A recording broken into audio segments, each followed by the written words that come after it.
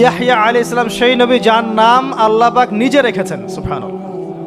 তিনি সাইয়্যিদ ছিলেন, নেতা ছিলেন, নবী ছিলেন।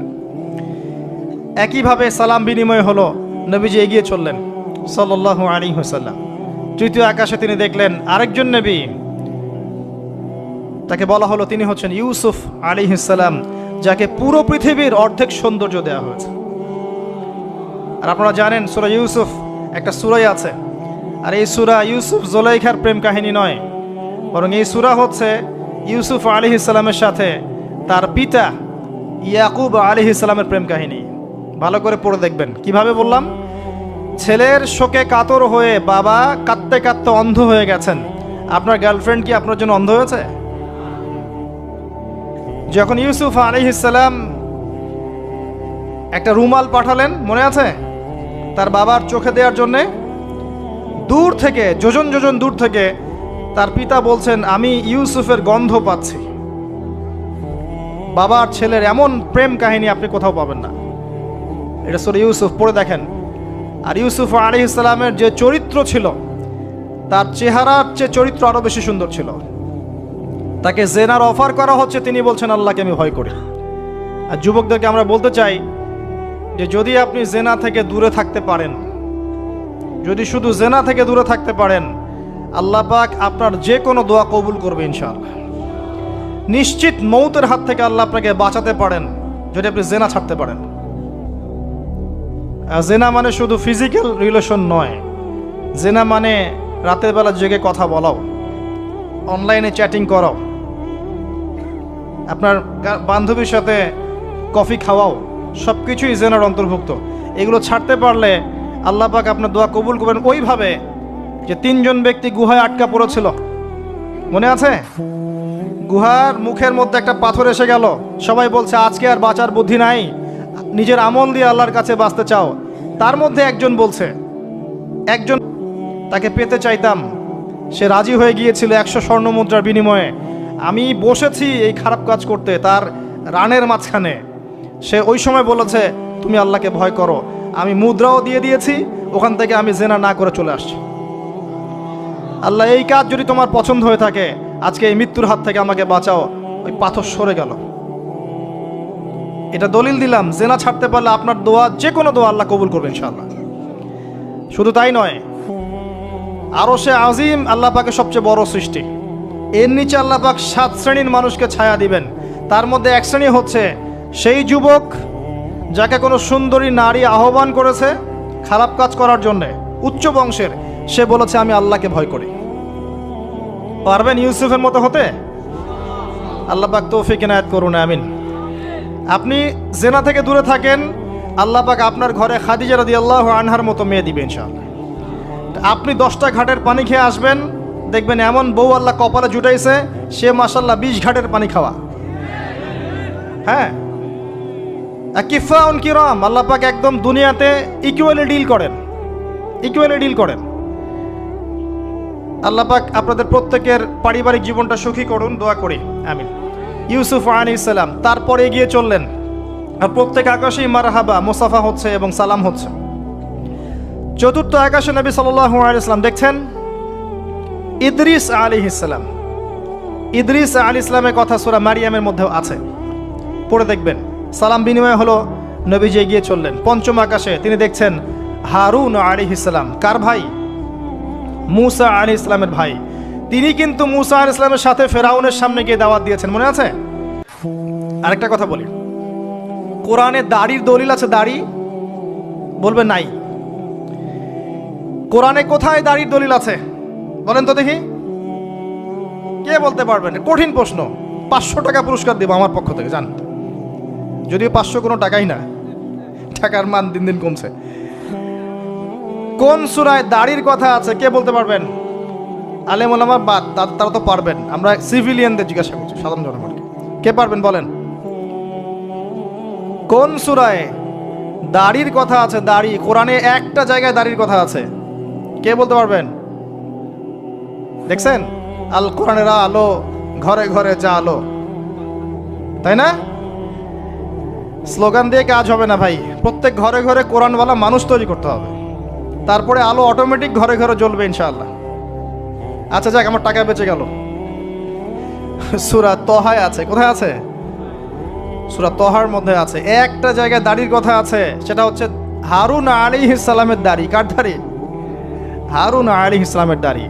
মুসা আলাইহিস সালাম ফেরাউন থেকে এই যে দলবল নিয়ে পার হওয়ার পরে, বনু ইসরায়েলকে নিয়ে পার হওয়ার পরে আল্লাহ পাক তাকে 40 দিন ডেকেছেন তুর পাহাড়, মনে আছে? তুর পাহাড়ে তিনি গেছেন। এই ফাঁকে বনু ইসরায়েল শিরক করা শুরু করেছে, এই যে বাছুর পূজা শুরু করেছে, মনে আছে? পড়েন নাই কখনো? বাছুর পূজা শুরু করেছে।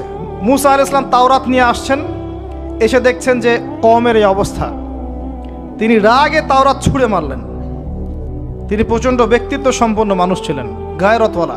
রাগে তাওরাত ছুঁড়ে মারলেন এবং এসে এই যে হারুন আলাইহিস সালাম যাকে রেখে গিয়েছিলেন যে কওমকে দেখাশোনা করবে, তার দাড়ি চিপে ধরলেন। তুমি থাকতে এরা এই অবস্থায় গেল কিভাবে? এক হাতে দাড়ি, এক হাতে চুল চেপে ধর, তুমি থাকতে এই অবস্থা হইল কিভাবে? সূরা তহা পড়ে দেখেন। তখন হারুন আলাইহিস সালাম বলছেন যে হে আমার ভাই, আমার দাড়ি আর চুল ধরো না, এই একটা জায়গায় আছে। তার মানে দাড়ি পাওয়া যাচ্ছে কোরআনে। কিছু মানুষ তো এখন বলে কোরআন মানি, হাদিস মানি না, তাই না? ওই অজুহাত দিয়ে এখন দাড়ি রাখে না, বলে কোরআনে তো দাড়ির কথা নাই, রাখবো কেন? সুবহানাল্লাহ। আপনারাও কি এটা বিশ্বাস করেন যে আমরা শুধু কোরআন মানবো, হাদিস মানবো না? স্পষ্ট কুফরি, স্পষ্ট কুফরি। কোরআন এবং হাদিস একসাথে মিলেই শরিয়া। শুধু কোরআন মানি, হাদিস মানি না, এটা বলতে গিয়ে সে বোঝাচ্ছে সে আসলে কোরআনও মানে না। কোরআনে আল্লাহ বলেছেন ওয়ামা আতাকুমুর রাসূল ফাখুযুহ, রাসূল যা দিয়েছেন নিয়ে নাও। ওয়ামা নাহাকুম আনহু ফানতাহু, যা থেকে নিষেধ করেছেন দূরে থাকো। তাহলে সুন্নাহ না মানলে আপনি কিভাবে কোরআন মানবেন? কথা কি বুঝতে পারছেন? আসেন, হারুন আলাইহিস সালাম সালাম বিনিময় হলো, চললেন। তারপরে ষষ্ঠ আসমানে গিয়ে দেখলেন মুসা আলাইহিস সালাম, সেই যে ব্যক্তি। সালাম বিনিময় হলো, চলে যাচ্ছেন, আর মুসা আলাইহিস সালাম কাঁদছেন, কান্না করছেন। জিজ্ঞাসা করা হলো কেন কান্না করছেন? তিনি বললেন আমার পরে একজন যুবক নবী হবে যার উম্মত আমার চেয়ে বেশি জান্নাতে যাবে, এটা চিন্তা করে আমি কান্না করছি। তিনি হচ্ছেন মুহাম্মদুর রাসূলুল্লাহ সাল্লাল্লাহু আলাইহি ওয়াসাল্লাম। তারপরে গিয়ে চললেন সপ্তম আসমান। সেখানে সপ্তম আসমান মানে 7 নম্বর মহাবিশ্ব। সেখানে গিয়ে দেখলেন যে বাইতুল মামুর নামে একটা জায়গা আছে, ঠিক কাবা ঘরের একদম এক্স্যাক্টলি উপরে, একদম সোজা উপরে বাইতুল মামুর নামে একটা জায়গা আছে। এটা হচ্ছে ফেরেশতাদের ইবাদতের জায়গা, তারা সেখানে তাওয়াফ করেন। প্রতিদিন 70,000 ফেরেশতা, প্রতি মুহূর্তে 70,000 ফেরেশতা এখানে তাওয়াফ করে। এবং যার একবার তাওয়াফের সুযোগ হয়েছে সে আর কখনো সুযোগ পাবে না, শেষ। আল্লাহ পাকের ফেরেশতাদের সংখ্যা চিন্তা করেন তাহলে। এবার সেখানকার দেয়ালে হেলান দিয়ে আছেন ইব্রাহিম আলাইহিস সালাম, তার চেহারা একদম মুহাম্মদ সাল্লাল্লাহু আলাইহি ওয়াসাল্লামের মতো। এবং অনেক ছোট ছোট বাচ্চা তার সামনে খেলা করছে। ওই যে বাচ্চা কোরবানির কথা মনে আছে? যেসব মুমিন মুসলিমদের ছোট ছোট বাচ্চা কাচ্চারা নাবালক অবস্থায় মারা যায় না, তাদের আত্মাগুলো সেখানে চলে যায়, তারা সেখানে খেলা করতে থাকে। যারা পিতা পায়নি, যখন পিতার কথা মনে হয় খেলতে খেলতে, তখন তারা ইব্রাহিম আলাইহিস সালামের কাছে দৌড় দেয়। মায়ের কথা মনে হলে তার স্ত্রীর কাছে দৌড় দেয়।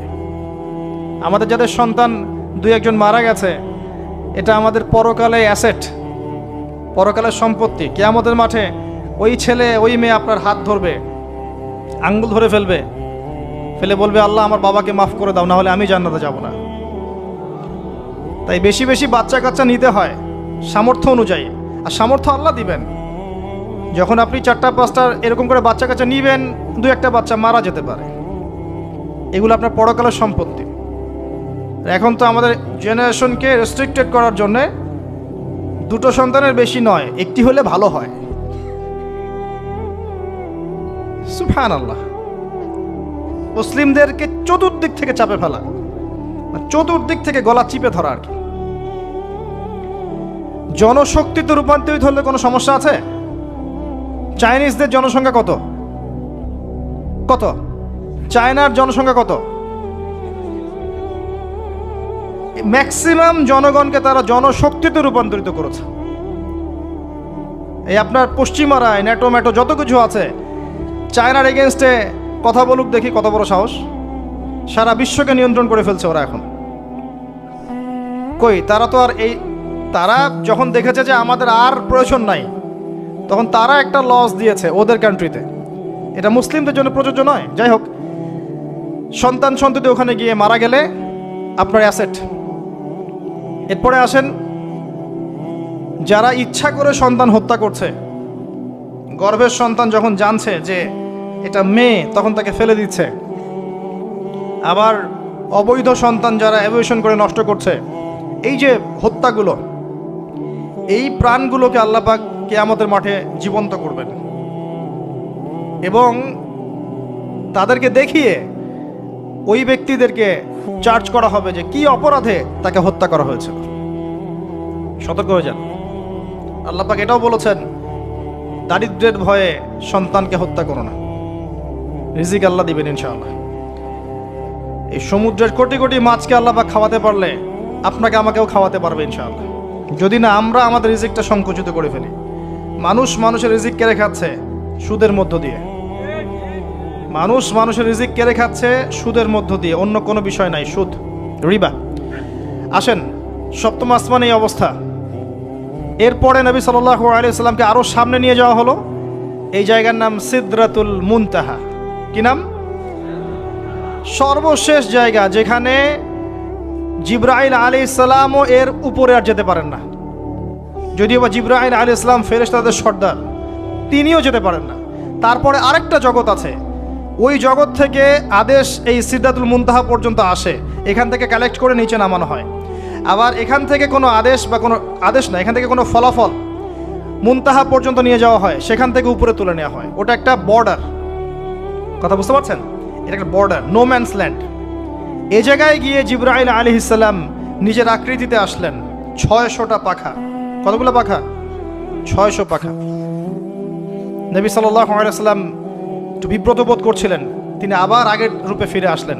এই জায়গায় বাহন চেঞ্জ করা হলো।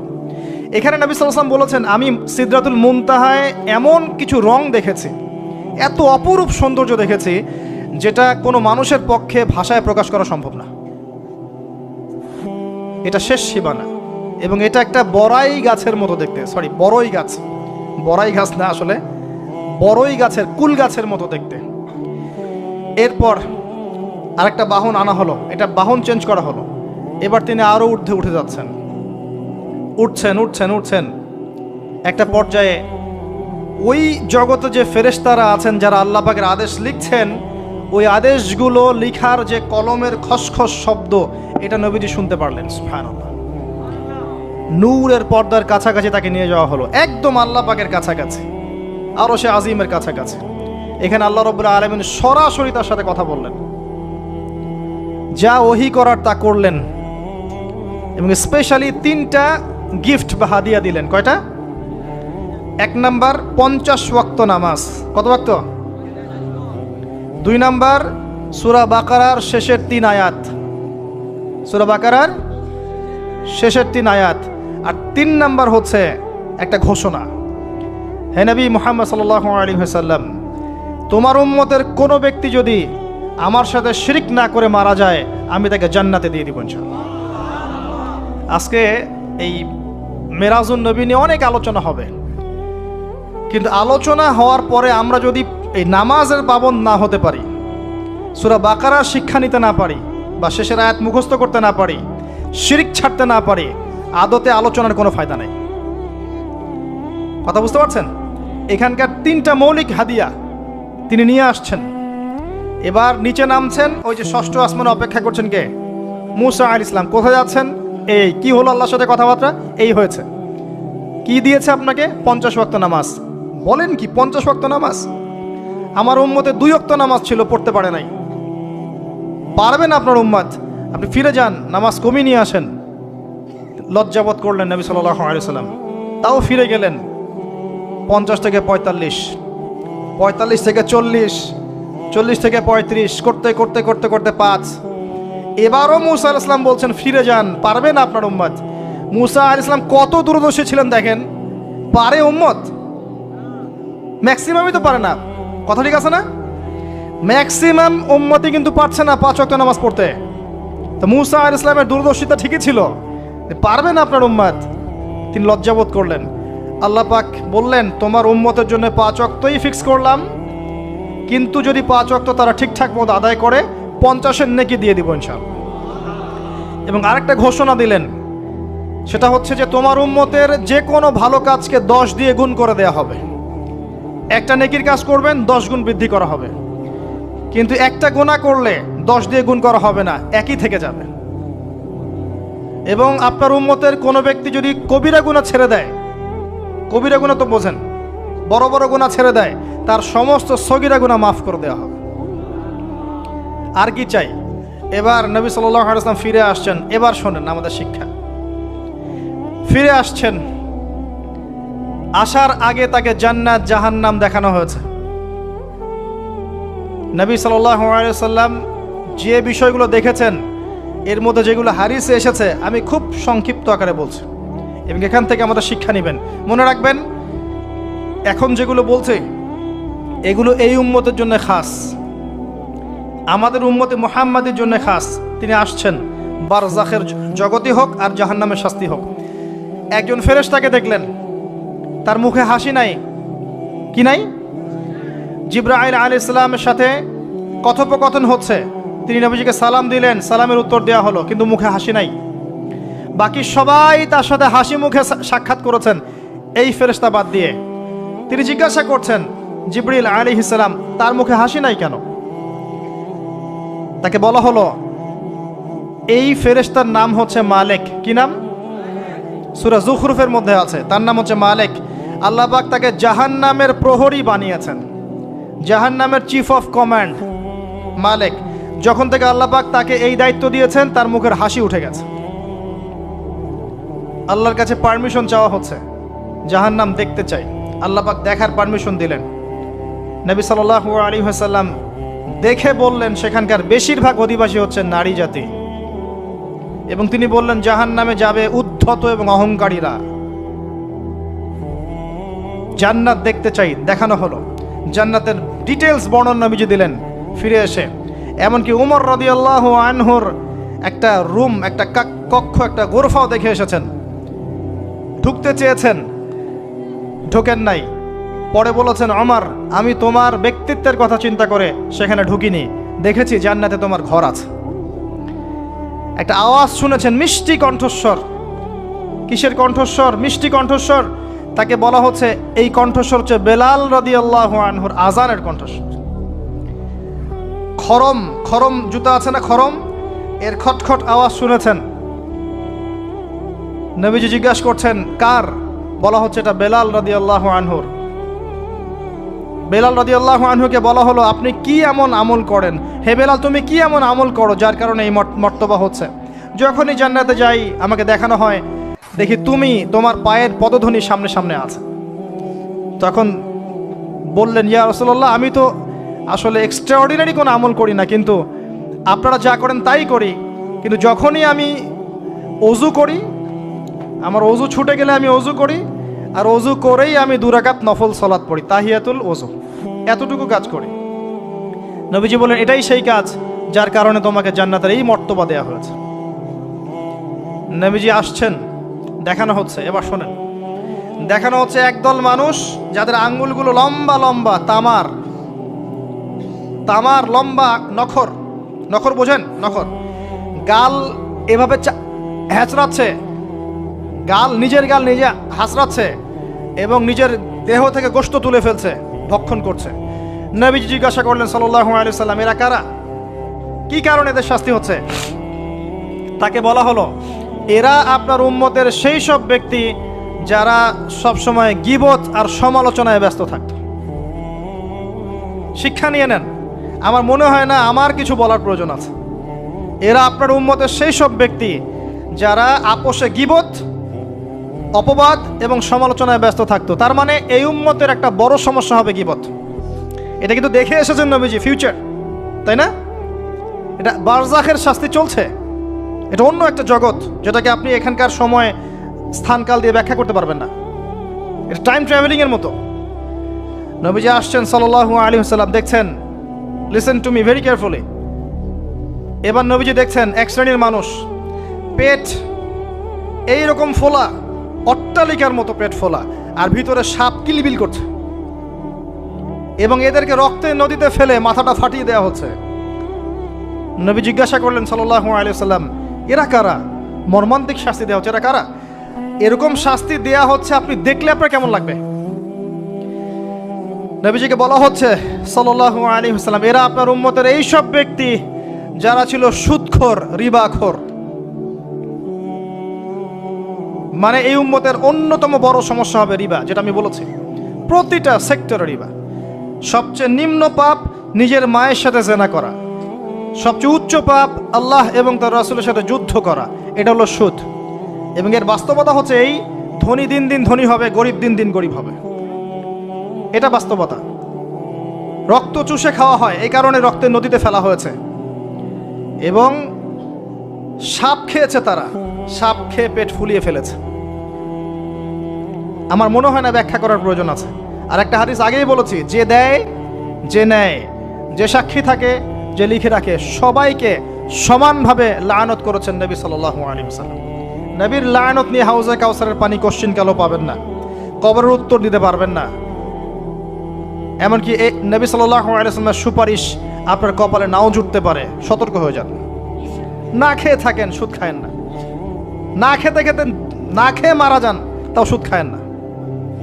আর যদি আপনি আল্লাহর জন্য ছাড়তে পারেন, আল্লাহর জন্য ছেড়ে দেন, আল্লাহ পাক আপনাকে বেহিসাব রিজিক দেবে ইনশাআল্লাহ। যাররা পরিমাণ সন্দেহ করবেন না যে আল্লাহ কি দিবেন না দিবেন না, আল্লাহ পাক অবশ্যই দিবেন ইনশাআল্লাহ। ওয়া মান ইয়াতাওয়াক্কাল আলাল্লাহ ফাহুয়া হাসবুহ, যে আল্লাহর উপর তাওয়াক্কুল করে আল্লাহ পাক একাই তার জন্য যথেষ্ট। আল্লাহ পাক যথেষ্ট। ওয়া ইয়ারযুকু মান ইয়াশা বিগাইরি হিসাব, আল্লাহ পাক বেহিসাব রিজিক দেন যাকে চান। মিন হাইসু লা ইয়াহতাসিব, এমন উৎস থেকে রিজিক দিবেন যে সে কল্পনা করে নাই। ছেড়ে দেন। কিন্তু বিশ্বের শুরু থেকে নিচ পর্যন্ত রিবা দিয়ে ভর্তি। একটা ছোট্ট গ্রামে যাবেন, দেখবেন একাধিক সুদী এনজিও কাজ করছে। এখন মা বোনরাও খুব বেশি সুদ খায়, ব্যাংকের মধ্য দিয়ে, সমিতির মধ্য দিয়ে, এইটা ওইটা ছল চাতুরি ঘুরিয়ে ফিরে কতভাবে যে খাওয়া হয় আল্লাহ ভালো জানেন। আল্লাহ পাক আমাদেরকে এই মহামারী থেকে হেফাজত করুন। সবচেয়ে বড় মহামারী চলছে বিশ্বে, এই ইকোনমিক মহামারী, রিবা কেন্দ্রিক মহামারী, এটা মুসলিমের ইমান আমল সব ধ্বংস করে দিয়েছে। আসেন, তিনি আসছেন, দেখলেন এক শ্রেণীর মানুষ আগুন, বড় বড় আগুনের দলা, এগুলো মুখে ঢুকাচ্ছে, পিছনের রাস্তা দিয়ে বের হয়ে যাচ্ছে। নাউযুবিল্লাহ পড়ি আমরা। জিজ্ঞেস করা হচ্ছে কারা এরা, মর্মান্তিক শাস্তি হচ্ছে। নবী সাল্লাল্লাহু আলাইহি ওয়াসাল্লামকে বলা হলো, এরা আপনার উম্মতের সেই সব ব্যক্তি, listen to me very carefully, এরা আপনার উম্মতের সেই সব ব্যক্তি যারা ইয়েতিমদের মাল আত্মসাৎ করে খেত। আমার ব্যাখ্যা করার কোনো প্রয়োজন নাই, আপনারা সবাই শিক্ষিত মানুষ। ইতিমের মাল আত্মসাৎ করলে যদি এই শাস্তি হয়, জনগণের মাল আত্মসাৎ করলে কি হতে পারে চিন্তা করে দেখেন। কি হতে পারে? এটা মানুষের হক, আল্লাহর কাছে ক্ষমা পাওয়া যাবে না, মানুষকে দিতে হবে। আরও এগিয়ে আসলেন, তিনি দেখছেন, এবার বলতে গিয়ে আমার বুক কাঁপছে। দেখলেন এক শ্রেণীর মানুষ, জিহ্বাগুলোকে টানা হচ্ছে, আগুনের কেচি দিয়ে কেটে দেওয়া হচ্ছে। আবার জিহ্বা জোড়ো লাগছে, আবার কেটে দেওয়া হচ্ছে, চলতে আছে অনবরত, কন্টিনিউয়াসলি। আল্লাহর কাছে কায়মনো বাক্যে দোয়া করি, এ সময় দোয়া কবুল হয়। আল্লাহ পাক যেন দোয়া আমাদের কবুল করেন। আল্লাহ পাক যেন আমাকে এবং আপনাদেরকে এদের অন্তর্ভুক্ত না করেন। জিজ্ঞেস করা হলো এরা কারা? নবী সাল্লাল্লাহু আলাইহি ওয়াসাল্লামকে বলা হচ্ছে, এরা আপনার উম্মতের সেই সব ব্যক্তি যারা ছিল বক্তা, ওয়াইজ, যারা অনেক বক্তব্য করত, নিজে আমল করত না। আর এই মহামারী আমাদের মধ্যে ছড়িয়ে পড়েছে, কোনো সন্দেহ নাই। যদি না পড়তো তাহলে আমাদের কথায় মানুষের জীবন পরিবর্তিত হতো। খুব কম দেখা যায় যে আমাদের কথাগুলো আপনাদের কলবে তাসির হচ্ছে। তাসির তখন হবে যখন আমার মধ্যে আমলটা থাকবে। আর এখন তো আমরা ওয়াজ মাহফিলে প্যান্ডেলকে বানিয়েছি পলিটিক্যাল প্যান্ডেল, কোনো কোনো ক্ষেত্রে বানিয়েছি ভোট চাওয়ার প্যান্ডেল, কোনো ক্ষেত্রে বানিয়েছি যে জিকিরের নামে যাবতীয় বেদাতি কারবার হবে, গানের মতো ডিজে জিকির হয়, ডিজে জিকির। মানে কি যে হয়, যে আসবে তারও কত কাহিনী, আবার বিগ বিগ বাজেট, এইসব না মিললে আবার বক্তব্য হবে না। তারপর দেখা যাবে 1 ঘন্টা কথার মধ্যে গাল গল্প কেচ্চা কাহিনী 50 মিনিট, আর বাকি 10 মিনিট একে অপরের সমালোচনা, কি শেষ, ওয়াজ মাহফিল মাশাআল্লাহ শেষ।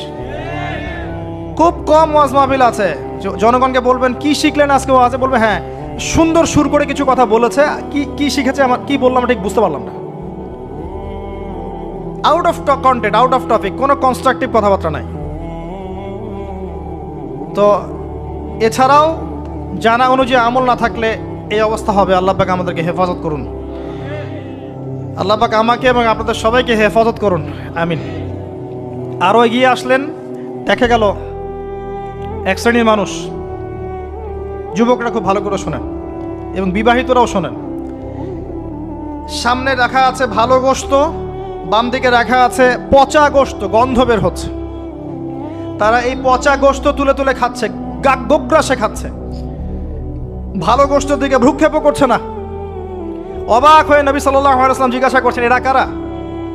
তাকে বলা হচ্ছে, এরা আপনার উম্মতের সেই সব ব্যক্তি যাদের ঘরে পবিত্র স্বামী ছিল, বাইরে অন্য পরপুরুষের সাথে প্রেম করেছে, যাদের ঘরে পবিত্র স্ত্রী ছিল, বাইরে পরকিয়া করেছে।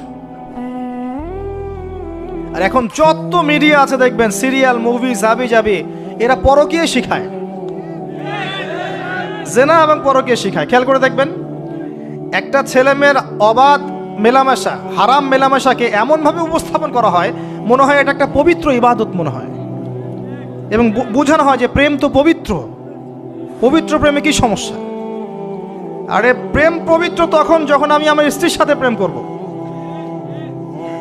আর দেখবেন যতগুলো এই যে মুভিজ, আপনার সিনেমাস, ফিল্মস, গান, নাটক, এগুলোর মূল থিম কিন্তু হারাম প্রেম। অল্প কিছু আউট অফ অন্য অন্য থিমের মধ্যে আছে। দেশ নিয়ে কতগুলো মুভি হয়েছে, কতগুলো নাটক হয়, ইসলাম নিয়ে কতগুলো হয়, শ্রদ্ধা ভক্তি এগুলো নিয়ে কতগুলো হয় দেখবেন। আর এই যে অন্য কান্ট্রির যে সংস্কৃতিগুলো ঢুকেছে, এগুলোর মূল থিম দেখবেন পরকিয়া করাচ্ছে, পরকিয়া শেখায়, বেহায়াপনা শেখায়, কিভাবে শাশুড়ির সাথে ঝগড়া করতে হবে, কিভাবে বউ রেখে আরেকটারে প্রেম করতে হবে, বউকে কেমন করে ব্লাফ দেওয়া যায়, এদিকে স্বামীরা ব্লাফ কেমন করে দেওয়া যায়, এগুলোই শেখায়। এবং অনেক ক্ষেত্রে দেখা যায় তাদের দেশের মানুষ এগুলোর প্রতিবাদ করছে, আর আমাদের মা বোনরা এগুলো দিব্যি দেখছে, ডেইলি রুটিন, যে 3-4 ঘন্টা এগুলো দেখতেই হবে। বাঘের সামন থেকে আপনি হাড্ডি গোশত নিয়ে আসতে পারবেন, এইসব মেয়েদের হাত থেকে রিমোট নিতে পারবেন না। এর পরেও দেখবেন আপনি আবার নগ্ন ফিল্ম, পর্নোগ্রাফি আছে না, এগুলো আবার ফ্রি অ্যাক্সেস, আপনি চাইলে ইন্টারনেটে ঢুকবেন, দেখতে পারবেন। এটা কিন্তু আমরা রাষ্ট্রীয়ভাবে বন্ধ করতে পারতাম, যে আমার দেশে কোনো পর্ন সাইট চলবে না, কোনো পর্ন সাইট চলবে না। পর্নোগ্রাফি একমাত্র কারণ, সমস্ত কারণের সবচেয়ে বড় কারণ, বাকি কারণগুলো আছে, সবচেয়ে বড় কারণ, এর কারণে ধর্ষণ বাড়বে। যত বেশি পর্নোগ্রাফির প্রচলন ঘটবে তত বেশি ধর্ষণ বাড়বে, কারণ পর্ন দেখতে দেখতে মানুষের ভিতরটাকে পশু বানিয়ে ফেলা হয়, এবং এই পশু সুযোগ পেলেই একটা মেয়েকে ধর্ষণ করবে। হ্যাঁ, এর ভিতর থেকে বাইরে মনে হচ্ছে কোটটাই স্যুট পরে আছি, জুব্বা ডুব্বা পরে আছি, ভিতরটা পশু বানিয়ে ফেলা হয়। এবং দেখবেন ফাঁক পেলে মেয়েকে ধর্ষণ করবে, ফাঁক পেলে বাচ্চাকে ধর্ষণ করবে, প্রাইভেট পড়াতে গিয়ে ছাত্রীকে ধর্ষণ করবে, চাকরি ক্ষেত্রে মেয়েকে ধর্ষণ করবে। দেখবেন এই কাজগুলো হবে, সুযোগ পেলেই ধর্ষণ করবে, কারণ ইন্টারনালি সে বিস্ট হয়ে গেছে, জানোয়ার। কিভাবে হয়েছে? ওই পর্ন দেখতে দেখতে। যারা এটাতে এডিক্টেড, তখন মনে হয় যে জগৎটা মনে হয় এমনই, একটা মেয়ের দিকে সে আর শ্রদ্ধা, সম্মান, ভালোবাসার দৃষ্টিতে দেখতে পারবে না। মেয়ের দিকে তাকালেই মনে হবে গোশতের টুকরা, খালি ভক্ষণ করতে হবে। হ্যাঁ, মাইন্ডসেটটা চেঞ্জ করে দিবে আপনার। মানে আমি আপনাকে বলি, পবিত্র ভালোবাসাটাকে যৌনতা দিয়ে ট্রান্সফার করা হয়েছে এই বিশ্বে। ভালোবাসা একটা ডিভাইন জিনিস, আল্লাহর পক্ষ থেকে আসে, ডিভাইন একটা জিনিস, অলৌকিক। মানে যখনই আপনি দেখবেন কাবিন হবে এবং আপনি কালিমা পড়ানো হচ্ছে, আপনি বলছেন কবুল, ইমিডিয়েটলি আপনি ফিল করবেন অপরিচিত একটা মেয়ে, আপনি যাকে দেখেন নাই, বাবা মা বিয়ে ঠিক করেছে, আল্লাহর পক্ষ থেকে ডিভাইন একটা ভালোবাসা চলে আসবে, মায়া, একটা মহব্বত, রহমত। এটা তারা ফিল করতে পারবে যারা পর্ন অ্যাডিক্টেড নয়। যারা পর্ন অ্যাডিক্টেড দেখবেন ওই স্ত্রীকে তার ভালো লাগবে না, তার মনে হবে এর চেয়ে ওই মেয়েটা সুন্দর, তার চেয়ে ওই মেয়েটা সুন্দর, তার চেয়ে ওই মেয়েটা সুন্দর, কারণ তার মাথাটা এরকম বিক্ষিপ্ত, পাশবিক। এবং ম্যারিড লাইফেও সে দেখবেন স্ত্রীকে স্যাটিসফাই করতে পারবে না, নিজের উপর জুলুম করতে করতে নিজের সব যৌন ক্ষমতাও নষ্ট করে ফেলবে। আর একাধিক বিয়ে তো অনেক দূরের কথা, একটাই তার কাছে অনেক ভারী মনে হবে। পরে এসব ট্রিটমেন্ট করে কোনো লাভ হবে না। আল্লাহর দেওয়া সম্পদ নষ্ট করলে ট্রিটমেন্ট দিয়ে আসলে কোনো কাজ হয় না। তো আমি যেটা বলতে চাচ্ছিলাম, এই পর্নোগ্রাফি দিয়েই ধর্ষণ বাড়ছে। এটাকে বন্ধ না করতে পারলে আপনি পারবেন না। এর উপরেও আছে আবার ফাঁকফোকর, আইনের ফাঁকফোকর। ধর্ষক সবার বিচার হবে, এটা মেনে নেওয়া দুষ্কর। এখন অনেকেই বেরিয়ে যায়, অনেকেই ফাঁকফোকর পেয়ে যায়। তো সব মিলিয়ে এতে করে সামাজিক কাঠামো নষ্ট হচ্ছে। এর উপর ফ্রি মিক্সিং আছে, অবাধ মেলামেশা আছে, আমরা উস্কাচ্ছি এগুলোকে, কাছে আসার গল্প। আস্তে আস্তে দেখবেন কাঠামোটা আরও কলাপস করে যাবে দিন দিন। এর ফলে কি হবে আমি বলে দিই, শোনেন, আমার উপর রাগ করে না। দিন দিন কি হবে আমি এটাও বলে দিচ্ছি। যত ডে যাবে দেখবেন এর চেয়ে বেশি সমকামিতা বাড়বে। এগুলোর ফলাফল, এর খিজির আলাইহিস সালামের মতো চোখ দিয়ে দেখেন, এরগুলোর ফলাফল পরে আসবে এমন একটা সময় যে মেয়েদেরকে ধর্ষণ, এর সাথে সমকামিতা। কারণ মানুষ মেয়েদের উপর থেকে দেখবেন আগ্রহ কমে যাবে, এবং সমকামিতা যে বাড়বে, হাদিসে এসেছে যে এই উম্মতের উপর আমি ভয় করি, এই উম্মতের মধ্যে সমকামিতা ছড়িয়ে পড়বে। আল্লাহর রাসূল বলেছেন আরও বাড়বে চাইল্ড অ্যাবিউজিং, বাচ্চাদেরকে রেপ করা হবে বেশি বেশি বিকজ অফ এই পর্নোগ্রাফি। যতদিন যাবে দেখবেন যারা মেয়ে সন্তানের বাবা খুবই সতর্ক, সাবধান।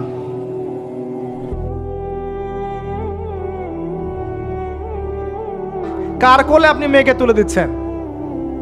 5 বছর, 4 বছর, 3 বছর এইসব মেয়েদেরকে ধর্ষণ করা হচ্ছে। সমাজটা কোন জায়গায় চলে গেছে চিন্তা করছেন? এগুলোর মূল কারণ, একদম গাছের উপরের কারণ হচ্ছে পর্নোগ্রাফি। এই মূল কারণ কিন্তু বেপরদামি নয়, আমি বুঝাতে পারছি না মনে হয়। এর মূল কারণ কিন্তু বেপরদামি নয়, পর্নোগ্রাফি। কারণ পর্নোগ্রাফি অ্যাক্সেসের কারণে মানুষের ভিতরটা পশু হয়ে গেছে। এই পশুত্ব মেটানোর জন্যে সে কোনো ওয়ে খুঁজে না পেলে তখন রেপ করবে, বাচ্চাকে পেলে বাচ্চাকে ধর্ষণ করবে, হামলে পড়বে মেয়েদের উপরে। ভিতর থেকে পশু বানিয়ে দেওয়া হয়েছে। এরপরেও আছে বিয়ের রাস্তা কঠিন করে ফেলা। বিয়ে তো করতে দিচ্ছেন না, কঠিন। বিয়ে করলে অনেক সমস্যা, জেনা করতে কোনো সমস্যা নাই। 1000 টাকা, 2000 টাকা, 5000 টাকা দিয়ে মানুষ জেনা করছে। এবং আপনাদের শহরের ব্যাপার আপনারাই ভালো জানেন, আমাকে বলার দরকার নাই। যখন এই জিনিসগুলো বাড়বে আপনাদের কমিউনিটির মধ্যে, আল্লাহর আযাব গজব বেশি আসবে। আল্লাহর আযাব গজব এমনভাবে আসবে আপনি কল্পনা করতে পারবেন না। গোশত খাচ্ছে, পচা গোশত। আরেকটা বলি, ঠিক এরপরে নবী সাল্লাল্লাহু আলাইহি ওয়াসাল্লাম দেখলেন একটা চুলা দেখলেন। চুলার নিচের দিকটা হচ্ছে প্রশস্ত, মাথাটা সংকীর্ণ এরকম, মানে তন্দুর রুটি ভাজে দেখেছেন? রুটি যে ভিতরে দেয় একটা এরকম গোল চুলা থাকে, সামথিং লাইক দ্যাট। নিচে দাউ দাউ করে আগুন জ্বলছে, আর এখানে কিছু মানুষকে জ্বালানো হচ্ছে। যখন নিচ থেকে আগুন এরকম করে আসছে, তখন এরা আগুনের তাপে উতলে উঠছে। আগুন নিচে নেমে যাচ্ছে, এরা আবার আস্তে আস্তে নিচে নেমে যাচ্ছে। এভাবেই হাদিসে ব্যাখ্যা করা আছে। নবী সাল্লাল্লাহু আলাইহি ওয়াসাল্লাম জিজ্ঞাসা করলেন, এরা কারা? বলা হলো, এরা আপনার উম্মতের সেই সব ব্যক্তি যারা জেনায় লিপ্ত ছিল। তিনি আরো এগিয়ে গেলেন, জেনা সম্পর্কে কয়েকটা হাদিস এসেছে। তিনি এগিয়ে গেলেন, দেখলেন একটা জায়গা যেখান থেকে দুর্গন্ধ বের হচ্ছে, পাবলিক টয়লেটের চেয়ে প্রকট দুর্গন্ধ, মনে হচ্ছে যে পাবলিক টয়লেট। নবী জিজ্ঞাসা করলেন সাল্লাল্লাহু আলাইহি ওয়াসাল্লাম, কোন জায়গা থেকে এরকম দুর্গন্ধ আসছে? তিনি বলেন, এটা হচ্ছে জেনাকার, এবং জেনাকারীদেরকে আযাব দেওয়া হচ্ছে, ওদের রক্ত মাংসের পুজের গন্ধ এগুলা। দেখলেন এক শ্রেণীর মানুষকে একটা শরবত খাওয়ানো হচ্ছে। শরবত জাহান্নামীদের রক্ত মাংস পুজের নির্মিত। তার নাম হচ্ছে তিনাতে খাবাল। কি নাম? তিনাতে খাবাল। কাদেরকে খাওয়ানো হচ্ছে? যারা এই উম্মতের মাদক সেবন করতে, এদেরকে খাওয়ানো হচ্ছে। আমি আপনাকে একটু পিছনে নিয়ে যাই। আলোচনা শুরু করেছিলাম যেখান থেকে, ওই যে মৌলিক সমস্যাগুলো যেটা বলেছিলাম এই উম্মতের মধ্যে এখনো আছে, এটাই সেই পাপগুলোর শাস্তি যেটা কিয়ামত পর্যন্ত উম্মতের মধ্যে থাকবে। মাদক, পর্নোগ্রাফি, এই যে আপনার বিহায়াপনা, জেনা, সুদ, এগুলো এখনকার মৌলিক সমস্যা। এগুলোই হবে এই উম্মার বড় বড় সমস্যা, যার কারণে উম্মতের বেশিরভাগ মানুষকে ওখানে আযাব দেওয়া হচ্ছে। আল্লাহ পাক আমাদেরকে হেফাজত করুন। এরপর এভাবে তিনি আরও কিছু শাস্তি দেখেছেন, দেখে আসার পথে জাহান্নামের যে বর্ণনা দিয়েছেন, যে বেশিরভাগ মানুষ সেখানে হচ্ছে জাহান্নামে নারী জাতি। কি কারণে তারা বেশিরভাগ জাহান্নামে যাবে? লানত করার কারণে, অভিশাপ দেওয়ার কারণে, স্বামীর অকৃতজ্ঞ হওয়ার কারণে। সারা জীবন স্বামী করে যাবে, একদিন ঝগড়া লাগলে বলবে সারা জীবন তোমার কাছে কোনো ভালো ব্যবহার পেলাম না।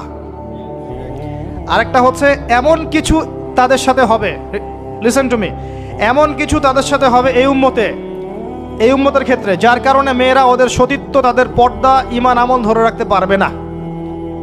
আপনাকে এখন খুঁজতে হবে সেটা কি, যে এই উম্মতের মেয়েদের ক্ষেত্রে স্পেশালি হয়েছে, যার ফলে মেয়েরা আর ঘরে থাকতে পারে নাই, পর্দায় থাকতে পারে নাই, সতীত্ব রক্ষা করতে পারে নাই, নামাজ, কালাম, ঈমান, আকীদার আর ঠিক ঠিকানা নাই। কি সেটা, যেটা আজকে থেকে 100, 200, 500 বছর আগে হয়তো বা ছিল না? সেটার নাম হচ্ছে ফেমিনিস্ট রেভলিউশন। এই সম্পর্কে পড়েন ভালো করে। এই কারণেই মেয়েদেরকে আপনি ঘরে রাখতে পারবেন না। আপনাকে বলে রাখি, দাজ্জালের শেষ ফলোয়ার, দাজ্জালের লাস্ট ফলোয়ার হবে এক শ্রেণীর নারী, যাদেরকে আপনি ঘরে রাখতে পারবেন না। নবী যেটাও বলেছেন, এই উম্মতের বহু নারী জাহান্নামের ঘ্রাণও পাবে না, জান্নাতের ঘ্রাণও পাবে না। যদিও জান্নাতের ঘ্রাণ বহু দূর থেকে পাওয়া যায়। যারা এই উম্মতের মেয়েদের মধ্যে এমন কাপড় পরবে যেই কাপড় পরেও তারা নগ্ন থাকে, ব্যাখ্যা কোনো প্রয়োজন নাই, যারা পুরুষের পোশাক পরবে। এবং আসার পথে তিনি একটা সুঘ্রাণ পেলেন, অত্যন্ত সুন্দর ঘ্রাণ। তিনি জিজ্ঞাসা করলেন, এই ঘ্রাণ কোথা থেকে আসছে? নবী সাল্লাল্লাহু আলাইহি ওয়াসাল্লামকে বলা হলো, এটা হচ্ছে সেই ঘ্রাণ, ফেরাউনের মেয়ের চুল আঁচড়ে দিত একজন দাসী, যাকে আপনারা অনেকে আসিয়া বলে থাকে। সেই দাসীর হাত থেকে একদিন চিরুনিটা পড়ে যায়, সে চিরুনিটা বিসমিল্লাহ বলে ওঠায়। ফেরাউনের মেয়ে শুনে ফেলে, বিসমিল্লাহ আবার কি?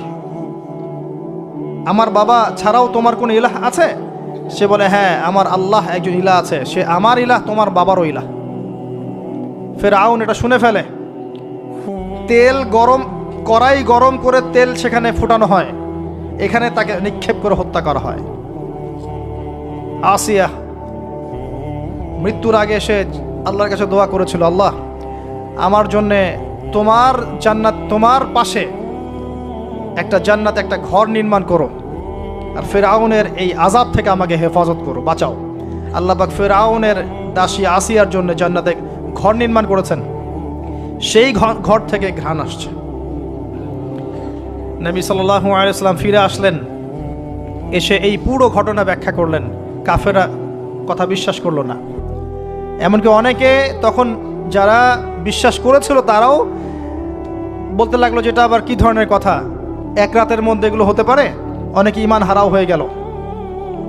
আবু বকর সিদ্দিক রাদিয়াল্লাহু আনহু এই সময় সিদ্দিক উপাধি পেয়েছেন।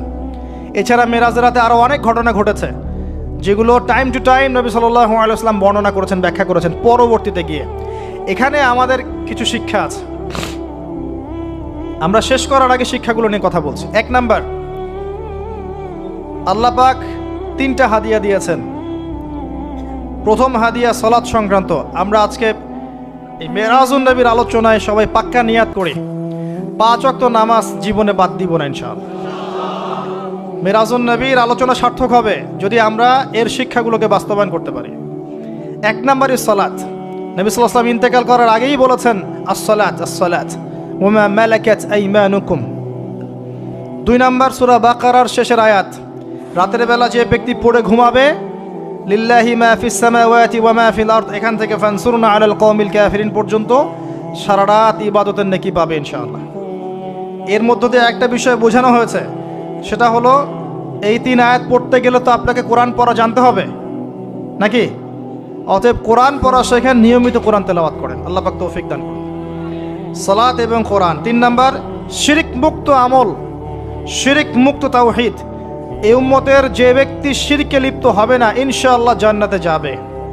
আপনি কিতাবুত তাওহীদ বইটা কিনেন, এখানে সমস্ত শিরকের লিস্ট দেয়া আছে, কোন কোন কাজ শিরক।